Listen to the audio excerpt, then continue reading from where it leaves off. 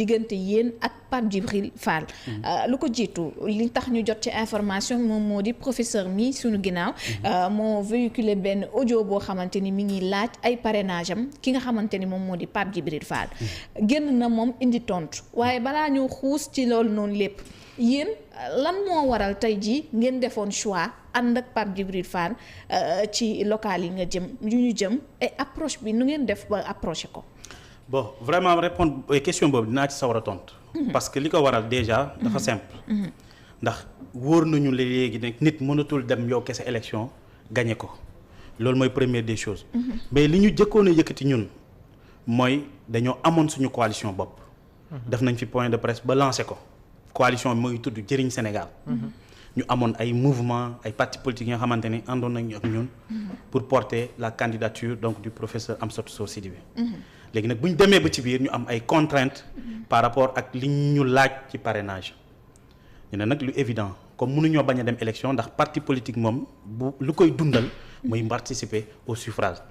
ñu ne nag léegi nañ xool ban alternative ñan ci biir géew kujje politique bi bokk nañ gis-gis.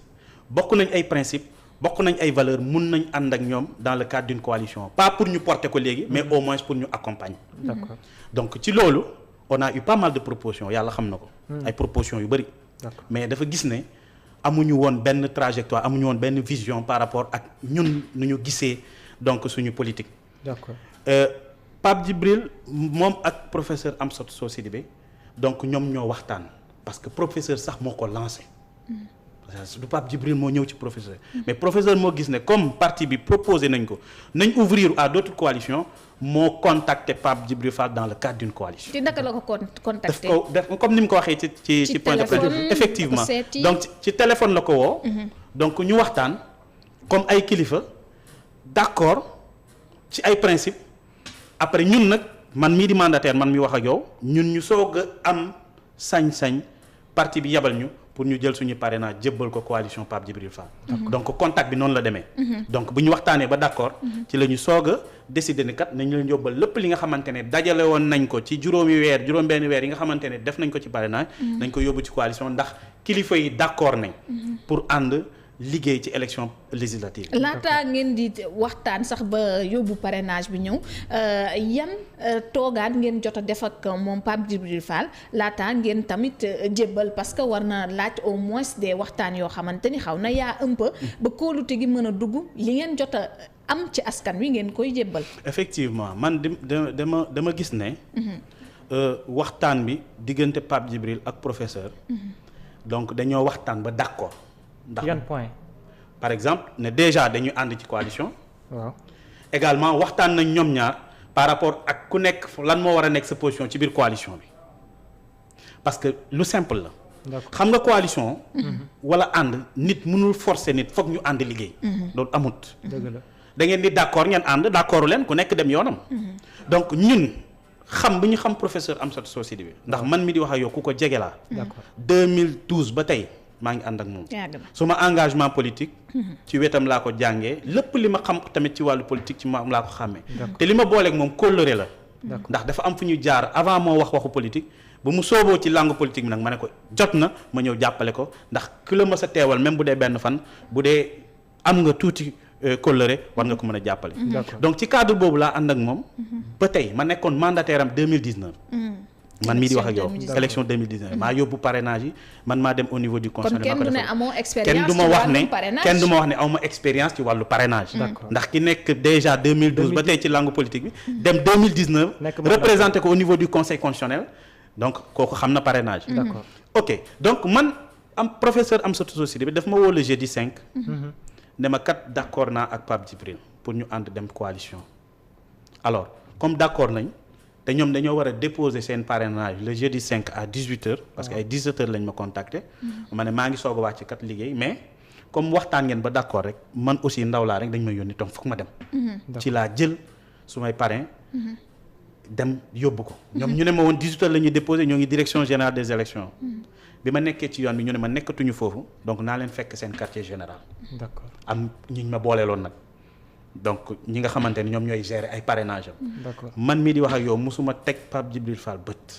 ah bon xaw ma ko. waxtaan yi kon ku ko doon musuma waxtaan ak moom Pape Djibril ak Amsatou ñoom ñoo waxtaan comme ay kilifa c'est très normal. Pape Djibril tamit mettre la yow en rapport ak yeneen ay nit. Pape Djibril mettre ma en rapport. ah loolu la mais Pape Djibril man xaw ma ko sax xaw ma ko ba mu may mettre en rapport. mais ki gérer parrainage Pape Djibril moom moo ma woo téléphone. ne ma professeur moo ñu jox sa numéro yow yaa ñu war a indil parrain foo toll. ma ne ko maa ngi nii récupéré naa ko maa ngi ñëw direction générale des élections mu ne ma dinaa la jox numéro waaye bi nga xamante ne moom nga fay fekk. waaw boo ñëwee moom ngay jébbal parrain su ko defee ngeen dem ci formalité yi rapidement. d'accord mu envoyé ma numéro ma woo ko ñu ne ma non nekkuñu direction générale des élections ñu ngi suñu quartier général. d'accord ci laa dem fekk leen seen quartier général indi suñuy parrain naturellement parce que déjà gisoon naa ne. waxtaanoon nañ déjà amuloon benn kóolute bi am na parce que man xam bi ma am xam professeur Amsatou Socé ku rafet njort la. mais waxul la point yi mu d'accord catégoriquement ak Pape Djibril. xam nga aussi leaderu parti. kilifa yi. waaw ñoom am na waxtaan bi nga xamante ne. ñoom kese ñoo koy seen biir la. mais ñaata parrain nga yóbbu ñun lu ñu war. l'essentiel lu ñu war mooy. bu fekkee d'accord nañ ci principe. alors lu des mooy. d'accord nañ pour dugg ci coalition bi. d'accord donc lu des mooy jëbbal leen lépp li nga xamante ne jotoon nañ ko dajale ci wàllu parrain. te effectivement loolu lañ def amul benn problème. donc ba bu ñuy dem jeudi man ak ñoom. ba vendredi man ak ñoom jëbbal leen parrain yi ñu dem ci contrôle. def contrôle ba pare am ñi ñu ma wax ne lii baaxul ñu dindi ko c'est très normal. parce que aussi boo ñëwee. balaa ngaa yóbbu sa parrain yépp ñu koy invalider. yow foog nga am au moins nga def mettre sur pied benn dispositif bi nga xamante ne moom mooy seggi. donc bu ñu seggee suñu fichier électronique yi donc am ñu ne ma baaxul yi baaxul effectivement. c'est très normal seen quartier général la woon. seen quartier général moo nekk sur la route de l'aéroport. ci immeuble Feto. donc man aussi c'était la première fois ma fay dem. bon ki ma boole également bi ma ñëwee ñu présenté ma. seen technicien bi nga xamante ne moom laa fekk bureau mu toog. ñu koy woowee président. ñu ne ma kii Amsatou Sidibé moo ko yabalee dafa indi ay parrainage. donc ñu toog ma jox ko suma clé mu jël ci ma jëlaat suma machine génnewaat suma yenn parrain jox ko mu jël ci ba pare mu ne ma dafay dem checking bi ñu toog. ñaata la jël ñaata la indi woon ak ñaata la jël. donc li wóor ba wóor mooy parce que xam nga aussi jeudi vendredi ba samedi. ñun dañ doon collecter ndax comme tëjuñu parrainage bi donc dañ ñu doon envoyer parrain au fur et à mesure que ñuy processus bi di avancer. parce que amuloon benn yoon bu ñu toog ne boucler nañ ba ñu mën a wax ne exactement donc tel nombre de parrains lañ jox Pape Djibril mais li wóor ba wóor mooy ay junni parrains yi indi nañ. parce que ñu ngi dégg 15000 tantôt 5000. xam nga moom objectif 5000 ngeen ko jox te 5000 ngeen ko jox benn baaxul. xam nga yooyu moom Pape Djibril dafa war a moytu di wax li nga xamante ni wóoru ko ndax moom nekkuloon foofu ñi ko fa nekkaloon aussi. ñoom wóor na wóor yàlla ne maag ñoom parewuñu établir exactement ban ñaata nombre de parrains lañ fa dugal mais ñun lu ñu collecté à notre niveau maintenant lu ñu collecté nag waxuñu ne parrains yëpp a baax la preuve ñoom bu ñu déposé 54000 parrains yi. nee nañ leen foog ngeen yokk 2000 parrains te nee nañ def nañ double checking. maanaam xoolaat. donc pour wax la ne fiabilité système bi dafay xaw a des ndax logiciel bi. waa DG rek ñoo ko yor. loo mën mooy yow nga seggi. ba nga yaakaar ne lii nga yor baax na. mais ñun sax à notre niveau seggi nañ mais bu ñu demee bu ñu seggiwaatee ñu ne ma lii baaxul ñu accepté ne baaxul. mais wóor na wóor yàlla ne. au moins jox nañ ko ay junni parrain. donc bu fekkee aussi. jox nañ la junni parrain coalition lañ nekk. ndax dara tënk pareegu. waaw nga gis ne parrain ñu la jox baaxul. yéen dama leen di laaj. man su ma la indilee parrain bu baaxul loo may def da nga ma koy dellu. bien sûr ne ko kat. comme li ngeen indi. c'est pour dans le cadre ñu mën a ànd ci coalition baaxul léegi tey leen seen parrain. est-ce que dinañ dem ba jeudi dinañ dem ba vendredi dinañ continuer di fa ñëw di jël ay jeunes ñu leen di fayal suñu bopp ñu leen di jàppale ci transcription. ah bon effectivement. ndax jeudi bi loolu la fa demee. bi ma indee ñu def checking bi ma indiwaat j'ai appelé suñu représentant au niveau de Guédiawaye ñu ne ma sax na jël cak mu indi ko mu indi 3300 parrains teg ko ci table bi. am ay scan seeni yi nga xamante ne dañu koy envoyé suñu groupe ndax ñun dañoo mettoon sur pied benn dispositif bi nga xamante ne. lien bi dañu koy envoyé suñuy contact suñuy militant mun nañ parrainer en ligne. d'accord donc bu fekkee da nga pare pour parrainer Amsatou da ngay dugal say données numéro pièce ak numéro CNI bi aussitôt donc ñu am ko suñu base ñu jëbbal leen ko loolu tamit. kon amul benn parrain bi nga xamante ne ñun jotoon nañ ko. te jëbbal leen ba vendredi bi. ñun ñoo ngi woon jot ay parrain jox leen ko vendredi guddi. la preuve. vendredi ci guddi fekkoon na professeur Amsatou Sow Sidibé mu voyagé woon dem récupérer ay fiches. bu mu ñëwee daf ma ko indil. encore ma récupérer oui vendredi ay 23h presque minuit moins et d'autres parrains. ma indi ko jëbbal leen ko. man li ma wax c'est très simple dama ne woon man su ma déggoon sax waxuma la Pape Djibril waaw mais su ma déggoon ñii ma doon liggéeyal foofu. nga xamante ne mosuma leen xam. waaw ma dégg ñu koy romanaat seen biir ne suñu parents yi baaxul. man am naa ful la nag ndax dama ne élection da ngay ànd ak nit bu fekkee wóolu wente ngeen. boo leen wóolu wente jaru ngeen di ànd. kon su ma déggoon ñu koy romanaat seen biir man de wax dëgg yàlla am naa ful la boobu. mënoon naa leen wax ne kat comme demee na nii waaye delloo leen ñu suñu parents ñun ñoo ci sonn. d'accord ñu suturaal suñu bopp jël suñu parrain ñibbi jébbal ko suñu kilifa ne ko kat suñu parrain yi baaxul. est-ce que presse dinañu dégg. presse duñu dégg. du dëgg. mais li xaw mooy ñu liggéey ak ñoom jeudi. parce que ñoom dañoo bëggoon déposer seen parrainage jeudi 18h ñun loolu la ñu wax man personnellement loolu la ñu wax. alors bu ñu defee checking bi ñu gis ne ils sont loin donc d'atteindre le quorum amaguñu sax. ay 18000 20000. oui. président bi ki nga xamante ne moom mooy gérer seen fichier numérique bi mu ne ma objectivement lii mënut a nekk parce que diggante fii ba minuit amuñu possibilité am ay 20000 parrains ñu yokk. alors ñu ne demain vendredi le 6 à midi kon ñu déposé. d'accord loolu c'était bu fekkee matal nañ. kon ñu doon wax ne ñoom matal nañ depuis bu yàgg. man de bi ma fay ñëw le jeudi bu ñu defee check-in parce que dafa jël suñu parrain dugal ko seen parrainage dindi si ñi nga xamante ne baax mu defal ñu ratio bi. génne ñu exactement. donc ñaata la ay 18000 20000. matul woon la leen delloo. ndax bu ñu matoon. le jeudi dañuy déposé. bien sûr parce que man bi ñu ma woowee téléphone dañ ma ne le jeudi 18h dañoo war a déposé. kon déposition bi ça veut dire que ba ci jeudi bi ba ci vendredi. matalaguñu mieux. bu ñu toogee ñu ne léegi vendredi 12h. après ñu poser la question à savoir tax am na ay parrains mais il faut que ñu transcrire leen alors on a besoin d'un dispositif pour renforcer l'équipe. ñu ne ma est-ce que xam nga ñi nga xamante ne mën nañ li jàpp ma ne ko effectivement ñun am nañ booy ñu jàppale sur la moment boobu vous étiez en collaboration. mais ma ne la man de wax dëgg fa yàlla boobu bi ma fay quitté gunge nañ ma ba ci suuf ma ñibbi. te buñ dégloo de mel ni musu leen am séance de travail musu leen am contact. man ñooñu c'est-à-dire musuma leen xam te ñoom it musuñu maa xam. mais vous étiez en parfaite collaboration. mais déggoo ma ne la su ma déggoon sax ñu koy wax seen biir. waaw xam nga léeg-léeg nga dem ci ay milieux ngay dégg gars yi di wax ay des bruits de couloir. man ma jëla ndax man aussi am naa fulla boobu. dama liggéey ba sonn. effectivement def parrainage bay bëgg a dee. ma egg si suma kër tegaguma suma saak ñu ne ma yóbbal parrain yi. coono boobu ma yóbbaale ko. toog ak ñoom foofu ba ay 2h 3h du matin. ma xëy le lendemain. ma recruter 10 jeunes yi nga xamante ne ñun ñoo leen fay 6h du matin fekk na leen buntu immeuble Feto. ñu accompagner leen sur la transcription ba 23h. ma jëlal leen taxi ñu ñibbi. donc man tàggoog ma ak ñoom ci benn kàddu bu ñagas wala wu manifester ma ne wax dëgg yàlla seen parents yi ñuy indi baaxul ngeen delloo ma ko waaye buñ ma ko delloo woon nag wax dëgg fa yàlla ma sant. ma xam ne kat def nañ li leen war ñun aussi suñu yéene. moo nekkoon jox leen ay parrains. comme nag demee na nii ñu récupérer waat suñu parrain ndànk. ñu suturaal suñu bopp ndax ñun peut-être à la base ñooñu ndax ci transcription yi yooyu ñu jëlaat suñu parrain. dem toog ñu évaluer ko. ñoom ñu continuer seen coalition. presque duñu dégg. donc yëf yi nii la fa tëddee. bu ñu déposer le samedi. man maa woo professeur Amsatou Sow Sidibé ne ko déposer nañ 54000 et quelques. mu ne ma lu ñu war a def ma ne ko léegi nag yow ak Pape Djibril yéen a wax yéen kilifa yi ci li ngeen waxtaan man xaw ma ko mais relancer ko. parce que li amoon li ngeen woon maanaa te li xel mën a nangu. boo bokkee ak nit coalition ngeen waxtaan ba déggoo. nga déposer. courtoisie maanaam respect comme nee na yaayam la. donc waroon na jël téléphone am ne ko yaay booy déposer nañ 54000. pare léegi daal xam naa ne après dinañ gisee. pour jéem a waxtaan yaatalaat wala déedéet yaay booy. pare yi nga ma jox yëpp yaay booy dara baaxu ci. d'accord wool sa mandataire. mu ñëw récupérer parrain yëpp. presque duñu dégg ndax ñoom ñaar la man ma jaaraat fi ma jaaroon dem récupérer sumay parrain ñëw jébbalaat ko ki ma ko joxoon. su ko defee kenn duñu dégg. waaye samedi professeur Amsatou Sow Sidibé woo ko jotu ko. mu ne ma jotuma Pape Djibril ma ne ko bàyyil ko message xëy na dafa jàpp ndax rafet naa njort. koo xamul da nga rafet njort ci moom samedi dimanche même chose lundi mardi ba mercredi te xam nga ne booy déposer say parrainage da nga yóbbaale sa liste. bien sûr. alors Pape Djibril bu dee respect bu muy wax ne am na ko ci professeur. te professeur ku ko xam waxuma la miim réew.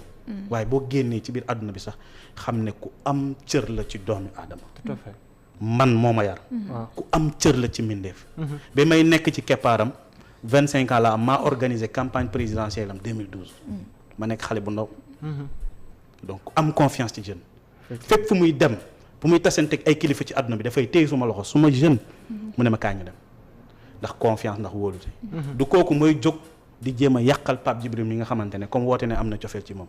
bu ko wooyee nga gis appel sa yaay booy comme ni nga ko waxee am nga cofeel. nga woo ko téléphone. mais am na lu mu wax déggandoon nañ ko mu ne moom daanaka contact bi ngi wax boobu ba léegi musul am ak contact ak direct ak yéen. d'autant plus que jamono jooju fekk na moom nekkul en disponibilité ngir téléphone mu mën ko wuyu wala boog ñu jot ko looloo waral ñu koy woo jotuñu ko mais boole woon na leen ak ku ngeen war a mën a waxal. waaw mais loolu kaas laa na ceen bu dee sax li mu wax loolu dëgg la. waaye nag Aïda nañ xalaat tuuti rek. est-ce que ñun bu ñuy jóg di def parrainage ëpp na juróomi weer suñ àll boo xalaat ci Sénégal dugg nañ fa di wut ay parrainage Pape Djibril bu mu déclaré candidature am 2 semaines la. waaw ñun Pape Djibril lan la liggéey ba ñun ñu war a mën a jël suñu parrainage te am surtout d'accord ak moom ak dara ñu jël suñu parrainage jox ko nañ xalaat tuuti rek. yenul maanaam en fait est-ce que soxla nga toog ak nit ki te jàkkaarloog moom. pour d'accord ci dara. d'autant plus que temps bi dafa xat délai bi dafa. moom kay mënoon na gën a yombalal mbir mi. ne juum na te juum na ndax d'accord ak nit yi aajoowul ngay gis a toog ak moom. mais est-ce que du erreur boobu ngeen def. également yéen tamit waaw ndax waroon ngeen toog accord de principe buy am nit ki war na toog mu toog waxtaan wi gën a mën a am. physiquement waaw Aïda pour wax la ni rek waaw loolu mooy li gën. waaw mais ay kilifa buñ xasee ba joxe seen kàddu. pour man rek jeex na la preuve bi may invité ci émission bi. maa ngi yow gisante wuñu. du ñoo ngi soog gisante. mais dama laa jox suma kàddu. ne dinaa ñëw. ñëw naa wala ñëwuma. ñëw nga munoon naa bañ a ñëw wala téléphone ne la may affaire mais leneen li mooy donc li tax ma bëgg a wax loolu mooy. Pape Djibril Fall ak professeur Amsatou Sow Sidibé bu ñu d'accord woon man xam bi ma xam Amsatou Sow nekk professeur d'université. nekk quelqu'un de très méthodique. méthodique laa wax. ñun sax duñu may dara. d'accord. donc buñ d'accordul woon ci kàddu donc je pense pas que ne wax dëgg yàlla moom dina jël temps bu muy bàyyi sacrifié wu dajale ay parrainage ñëw parce que Pape Djibril da ko neex rek mu jébbal ko te d'accorduñ ci dara. yaakaaruma ko. mais li mu énuméré tam appel bi nga xamante ni Seneweb njëkk na ko def Pape Djibril par le biais de Yandi Diop gis nañ ci ni Pape Djibril mi ngi wax ni waxtaan yi ci liste nationale bi gis nañ ko ni moom professeur bëggoon na nekk en 2e position. mais nekkul loo xamante ni ba mu ca jugee. donte fee wax na ne amuñu ci problème mais ña nekkaat ci biir coalition bi du ñëpp d'accord tey ci loolu noonu looloo waral nag ñoom sawarutuñu woon dem ak moom ci élection yi. mais loolu yomb na pour wax la ne amul contrainte maanaam forcé foog nga bokk ci une coalition loolu amut Pape Djibril bu fekkee lu mu wax dëgg la ñee d'accorduñu mu ne kat man du may borom coalition bi dafa am su may nawle ñi nga xamante ne ñoo fi nekk lii nga wax mënta nekk. ndax am na ñu ko proposé lu ëpp loolu professeur Amsatou Sow Sidibé mais bokkuñu ak ñoom gis-gis ci wàllu politique. mënuñu ànd ak moom. te kon loolu ba mu amee retour deful ko. amul retour gars yi dinañ d'accord. yomb na loolu yomb na bu ko waxoon professeur Amsatou waaye yow. nous on n'est pas obligé tamit wax dëgg yàlla ànd ak Pape Djibril amul obligation foog ñu ànd ak moom. dañoo jàpp ne. war nañoo mën a ànd ñu ànd. déjà professeur am na humilité. lu toll ni professeur Amsatou Sow Sidibé lu mu représenté ci réew mi. gis ne def na déclaration woote wu 3e voie. ñoo bokk trajet ñoo bokk gis-gis. ñun 2016 ba tey ñoo ngi koy woote di ci liggéey. ñu gis ne kat ñun ñoo ne demal relancer ko démarcher ko moo ko démarcher mënoon na wax ne man de wax dëgg yàlla su ma sët la sax ndax du doomam su ma sët la. duma ko démarché ndax bi may politique boobu juddoogul wala mu ngi jàng mais xoodut loolu parce que gis na ne yaakaar na ne loxoom set na donc yaakaar ne li muy woote juróom-ñaari at yi passé wax dëgg fa yàlla nekk ndaw war nañ ko mën a jàppale te aussi ma leeral la neen benn mbir nekk député du finalité ci Amsatou wax dëgg fa yàlla du finalité ci moom ndax bu dee finalité rek la kon leneen la ñuy wax alors Pape Djibril bu defoon retour boobu comme ni mu ko waxee gars yi nee nañ te xam nga communication man dama koy jàngale gaa yi nee nañ nee nañ mënuñu ànd ak moom ci coalition boobu beneen bi nee na non erreur la rek ci diggante émissaire am yi ak moom. man maay émissaire bi nag. du ay émissaire sax man dong la. benn nit kon na doon jokkalanteel muy yow cundum muy man mii yaa ngi dégg. alors te man ak Amsatou mosuñoo réeree benn seconde luñ ma wax damay jël suma téléphone woo ko ne ko professeur lii ak lii la ndax ñun aussi. dañu accepter l'évidence. luñ sonal suñ bopp. di rey suñu bopp ne foog Pape Djibril boot ñu mu boot ñu jëme ñu fan. dafay mën a nekk ñu ànd bu mënul nekk ñu toog. ndax bu muy négocier ak Pape Djibril média bi yëg na ko bu ko woowoon tamit ne ko vraiment mënuñoo ànd. ndax gars yi d'accord ñu. man xam bi ma xam professeur Amsatou Sow wallahi azim ak waxtu bi day naan nañ jàpp ci yàlla. nañ jàpp ci yàlla nangoo dogal. nañ dem góorgóorlu liggéeyaat. xam naa ko. ci lu muy def ci ñun ci wàllu motivation. kon du koy jël ay adunaam di ko saaxee ndax benn xale bi nga xamante ne wax dëgg yàlla. mu ngi soog a lancer carrière politique am yéene nañ ko mu nekk député. waaye nag li ñu yaakaarul woon ci politiciens yi. lu ko raw la def. bon jaakaarloog sa askan. ragal leen wax dëgg. les responsabilités on les assume toujours. Qu'est-ce qu'il devait dire exactement? Ce qu'il devait dire c'est très simple yomb na. Amsatou Sow indil nañu ay faux parrainage discours bu baaxul la bu la indilee faux parrainage woo ko nga ne indil na ma faux parrainage Amsatou daf maa bëgg a yàqal dafa amoon volonté manifeste yàqal ma. parce que dafa ne Amsatou Sow Sidibé. dafa mel ni sax li mu bëggoon mooy ñàkk a valider moom maanaam lu jëm ci wàllu. xam nga loolu parce que dafa ne 15000 la mais 5000 la indi. xam nga loolu c'est scandaleux ci ku mel ni Pape Djibril. muy jël angle communication boobu di taxaw ci âge yu Amsatou Sow Sidibé dama kaa wormaal dama kaa nangam ba pare ngay dëpp wax ko loolu bu dee nit ñu koy déglu xam nañ luy dëgg war nañ xam ne wax dëgg yàlla faxastal na donc na def ndànk terrain politique bi wax dëgg fa yàlla député mun na ko bañ a njëriñ comme mun na ko njëriñ waaye ñun lu ñu yéene woon ci moom ak yéene bu ñu amoon bu ñu gisee Amsatou Sow Sidibé ak Pape Djibril Fall biir assemblée yaakaar nañ ne xar kanam assemblée boobu dina rafet yaakaar dong lañ ci am mais nag dem doxalin bi dafa ñaaw ci kuy wootewu ne jub wootewu principe wootewu valeur wootewu éthique ñun wootewuñu ko mais dafa sax ci ñun te dañ koy jëfe yemuñu ko dañ koy jàngale di ko soppi dund nit ñi donc loolu xaaruñu politique di ko def. kon ndax da ngay tu en déduis que ni tey modèle politicien bi nga xamante ni Sénégal ñu bëri yaakaaroon nañ ko ci Pape Djibril Fall du modèle boobu la bokk. mais il a vraiment raté l'occasion de rentrer dans l'histoire politique de ce pays-là. raté nga wax. oui parce que sos baaxul wax lu dul dëgg gor gu nekk war na ko moytu ndax li tax askan wi jéppi politique yi.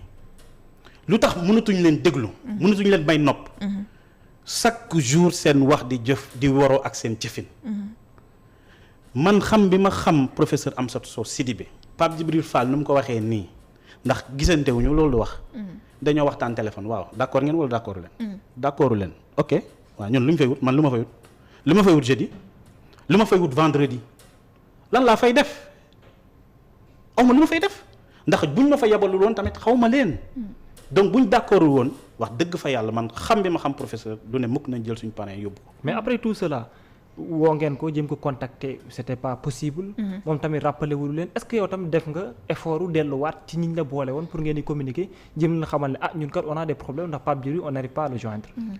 xam nga déjà man je ne suis pas rentré en contact avec Pape Djibril. waaw Amsatou depuis le samedi le professeur Amsatou Sow Sidibé mu ngi naan lu ñu war a def ma ne ko tey nañ def ndànk rek. d'accord amaana dafa jàpp amaana ci lu mu nekk.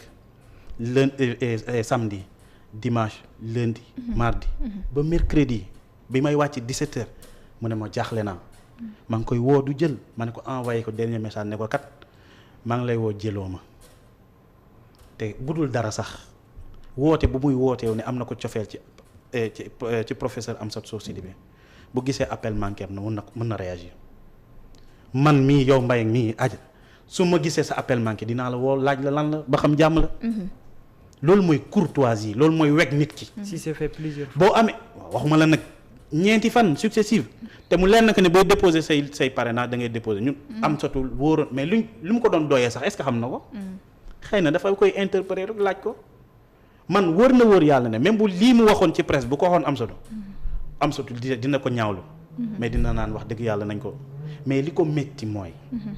nga toog kilifa bu toll ni professeur Amsatou Sow Sidibé adduna bi Sénégal ku ko nawlawut amut ci wàllu xam-xamam ci jubam yow xale bu toll ni yow mu lay woo téléphone peut-être pour nemmeeku si la xam si fi toll ndax yaa ko waroon defoo ko nga bañ ko jël téléphone mu envoyé la vocal nga bañ ko tontu waa ci wax dëgg yàlla ci teggin lu muy nuroo ci teggin. Est-ce que ça veut dire que ni Aïssatou Sidibé réponse am ci question yi mu posé Pape Djibril Fall ak lépp lu mu doon sàkku comme éclairage mu ngi ko amee ci presse bi. ci presse bi lañ ko amee man bi ñu di wax xam nga man maay mandataire man mii ci presse bi laa ko amee moom li muy wax ak émissaire am li ñuy wax lépp ci presse bi ndax mënoon nañ jaakaarloog man wax ma ko ëpp ma leen dara di bu dee mbooloo la ñoom ñoo ma ëpp mbooloo buñ ma ko waxoon sax di ma xas ci seen biir QG waaye am naa immunité nag ndax man maa leen fekk si ma jëlaat sumay parrain ndànk yuguri jaar fi ma jaaroon dem déposé waat ko su ko defee ñun ñu toog ndaje ñu xool problème bi fu mu nekkee ñu saafara ko benn yoon ñett ak ñaar duñu dégg amaana sax buy battre campagne ñu jàppale ko waaye nag li ñaaw ba ñaaw mooy defoo li la war ba pare ngay génn di yuux naan dañ ko comme si dañoo am yéene yàqal ko professeur lu mu yàqal ko ndëgg sërëx la professeur mënta nekk xel mënta nangu loolu ci parrainage bi moom mi ngi wax ni dañu jël clé bi dugal caytu dara baaxu ci ñu delloo ma clé sa clé xam nga moom nga dem ak moom xam nga nit gis nga jàng wax dëgg moo gën jël alxuraan di ko jàng yow fekkee woo ñu lay nettali man ma am expérience parrainage man 2019 fekkeewu ko waa déglu ma rek 2019 man ma jël sumay clé yóbbu ko conseil constitutionnel toog ak seen experts yi juge yu wër ma xam li ci parrainage ma jël suma clé jébbal la sumay parrain buggoo ko wala gis nga ne baaxul nga jël suma clé neen la am bugguma sa clé baaxul may toogaat foofu jeudi di fa ñëwaat vendredi waaw nañ waxante dëgg nag ça veut dire que ni nañ waxante dëgg tuuti ci ginnaaw bi nga demee Pape Djibril nekku fa gisoo ko mais bi nga demee ñiy saytu parrainage yu Pape Djibril war ko déposer ñoom seen bopp ñoo cek na la lii moo baax lii moo baaxul. yow parce que dañoo am benn dispositif bu ñu teg man dama fekk benn dispositif bu organisé ñu toog di liggéey ba am na yenn recommandation sax yi ma leen def par rapport ak ni loolu yëpp bëgg mu baax la. ay suggestions yoo xam ne yi ma def ndax xam naa parrainage bu baax a baax a baax. ba pare en plus am na jeunes yoo xam ne yow yaa leen recruter pour ñu participer mais loolu dëgg la. loolu dëgg la c'est des vérités loolu mënu ma ko inventer. parce que déjà bu ñu toogee ni am nañu joxe sax information le fait que gisoon nañ ci buntu feto boobu noonu ñenn ci ñoo xamante ni génnee nañ ci benn séance de travail boo xam te ni yéen ko doon am. non déggoo ma ne la loolu yëpp c'est des vérités xam nga fait. mënoo ko boo ko jéemoon yàq tamit. fee lay doon rek da ngay jéem waaye mënta nekk ndax wax ci dina am fu mu soxe mais li am ba des mooy man ma jóg pour yàqal Pape Djibril Fall parrainage ak coono bu mu si sonn caution bu mu koy déposé man fi yëguma ko dégg naa amoon nañ seen caution bu yàgg waaw man ma xëy un bon jour ma nekk de mauvaise foi ñëw bu ko yàqal est-ce que loolu yenu na maanaam bokkoog ma ak moom benn trajectoire aw ma ak moom xaw ma benn xarma yàlla te bii mooy seen musuñoo daje musuma ko gis dëgg ma ne la man mii di mandataire musuma ko teg bët musuma ko suivre 5 minutes ci plateau li ko gars yi di wax yëpp musuma ko xam mais ses collaborateurs wax dëgg fa yàlla liggéey naa ñoom te amul ma benn xarma yàlla ak ñoom du wax bu ñagas du sax xooli bët ay bët yi nga xamante ne dina wane ne wax dëgg yàlla waa ji dañ koo jéppi wala yu demee noonu. ils ont toujours été courtois. ils ont toujours été courtois avec moi. avec la courtoisie également bi nga xamante ne moom laa leen jox. ñëw toog ànd ak ñoom. waa mais ki ñëw jël ay jeunes fay leen ñu jàppale la ci transcription bi. ñu pare ñibbi lépp yaa ngi toog. kooku wax dëgg yàlla bu courtois lu mu def. mais est-ce que wàllum caution am ngeen ci participation. non déggoo man la boobu déjà. jotu leen ci yegg ñu ci wax. ndax man jeudi xam nga ñoom samedi lañ déposé imagine 3 jours francs la 72 heures jeudi. vendredi jeudi après-midi 17 heures jeudi vendredi. donc samedi ñu xëy matin déposé. seen yéene moo nekkoon ñu déposé jeudi. 18 heures. antuwul ndax yëf yi matul. ñu joxe vendredi 12 heures. vendredi 12 heures matul.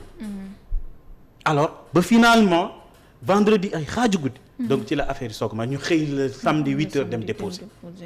kon man awma dara li nga xamante ne tey jii nii ñoom reproché nañ ma ko. ndax buñ ma ko reproché woon. am naa fulla bu toll ni woo ki ma yabal. ne ko kat lii ñu fi indi donc wax dëgg yàlla baaxul te pour wax la dëgg.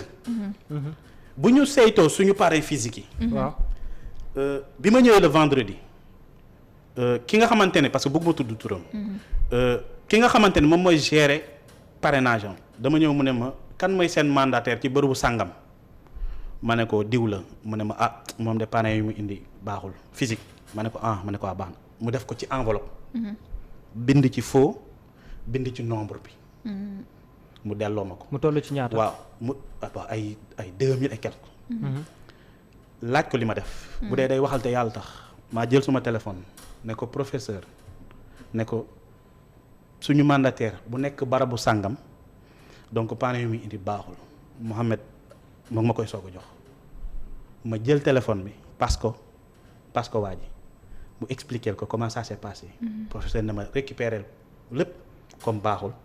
yii nga teg ko de booy ñëw nga indaale ko. yeneen mais suñ ma delloon yeneen tamit du ma def noonu. te delloowuñ leen ko dañ ko garder. waaw mais buñ ma ko delloon du ma def noonu. léegi yeneen yi mu ne la ok c'est ok. non mais boo ma delloowee. lu baax li nga ma delloowul kay cela veut dire c'est ok.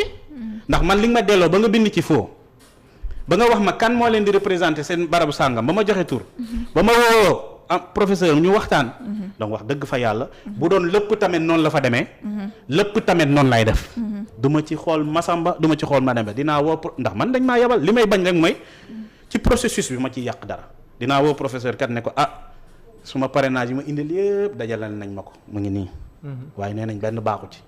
xaaral ma paas la ñoom ñii doon saytu mbir mi. mais est-ce que gisoo tamit ci détail. est-ce que gisoo tamit ne mën nañu jàpp ne benn erreur am na ci seen biir yéen peut-être. parce que pas Djibril mais am surtout aussi de professeur li mu waxtaan ak Pape Djibril minimum am na loo xamante ni mënoon la ci faire part yow mi nga xam ne mandataire nga te yaa ngi dox loo xam ne pour mu gën a rataxal la nga mën ko ciy comprendre minimum. waaw mais loolu mën na nekk mais bu ko deful tamit wax dëgg yàlla c'est pas méchant ndax man mii di wax ak yow nekkuma candidat pour député man mii di wax ak yow mandataire ba donc lu ñu waxtaan mënoon na ma ko wax comme mënoon na ma kaa bañ a wax. mais li am ba des mooy li am solo ci wax ji mooy dañoo d'accord.